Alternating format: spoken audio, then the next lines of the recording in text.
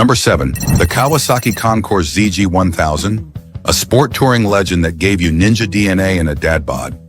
Launched in 1986 and running strong for 2 decades, the ZG-1000 was Kawasaki's answer to overpriced European tours. With its 997 cubic centimeter, liquid-cooled inline-4, borrowed and returned from the Ninja 1000R, it offered 110 horsepower, shaft drive, and a massive 28.5-liter fuel tank. It was built for the open road and long-haul comfort, not stoplight drag races. On paper, it was fast. A top speed of 134 miles per hour, quarter mile in 11.7 seconds, and solid mid-range pull. Just look at that. But in the real world, things got a little clunky. At 270 kilos dry, this thing wasn't exactly nimble. Around town or in tight corners, it felt like a freight train on 2 wheels. Touring, fantastic. Smooth ride, good wind protection, and hard saddlebags included. But the brakes and suspension? Let's just say they were designed more for Iowa highways than Alpine switchbacks. Still, it had a loyal following. Riders loved its simplicity, reliability, and value. And because Kawasaki barely updated it over its 20-year run, used models became dirt cheap, perfect for budget-conscious adventures. It wasn't glamorous and it wasn't sleek, but it got you there and back again and again. While the Concours was a freight train built for the open road, the next bike tried to be a cruiser icon and stumbled hard trying to fill those boots. Number 6, the Honda Shadow VLX 600. The VLX 600, officially the VT 600C, rolled off Honda's line from 1988 to 2008. It was pitched as the just right middle ground between the tiny Rebel 250 and bulkier 750cc cruisers. And with its low-slung seat, stretched out forks, and choppy exhaust note, it looked and sounded like the real deal. Power came from a 583 cubic centimeter liquid-cooled V-twin, tuned for torque and styled after classic Harley architecture, right down to the semi-single pin crank. It made about 40 horsepower and 35 pound-feet of torque. Not bad, until you notice the 4-speed gearbox. Yes, 4. In the city, the VLX felt great, stable, smooth, and beginner-friendly. But on the highway, riders often felt like they were wringing it out in top gear. Above 65 miles per hour, the engine buzzed, and many wished for a 5th gear that never came.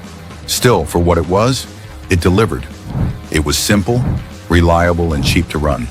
And while it didn't have modern tech or premium finishes, it had charm, and just enough grunt to keep newer riders smiling. Today, it's a staple on the used market. Affordable, approachable, and just rough enough to feel like a real cruiser without the Harley tax. And there you have it, the Honda Shadow VLX 600. Solid, simple, and just a little rough around the edges. But now, things are getting serious. We're rolling into the top 5, so stick around. These next bikes are the real showstoppers. Number 5, the Yamaha Seika 2.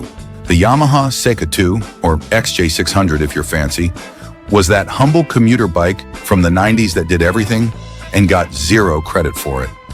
Built from 1992 to 1998 in the US and longer in Europe, it was Yamaha's idea of a practical, everyday ride, somewhere between a laid-back standard and a sport bike that never hit the gym.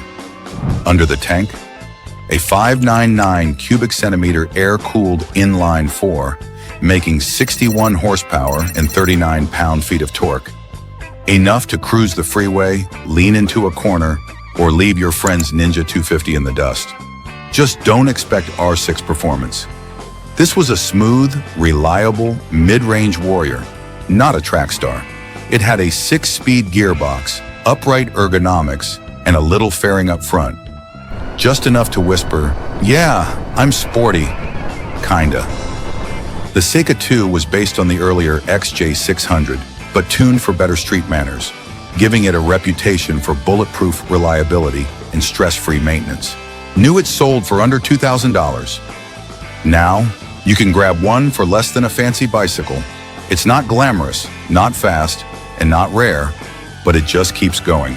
A true working-class hero, the Seika 2, Proof that not every hero wears a cape, or in this case, even a flashy badge. But we're not done yet. Sliding into next, we've got a bike that dressed like a sport bike, but lived a double life.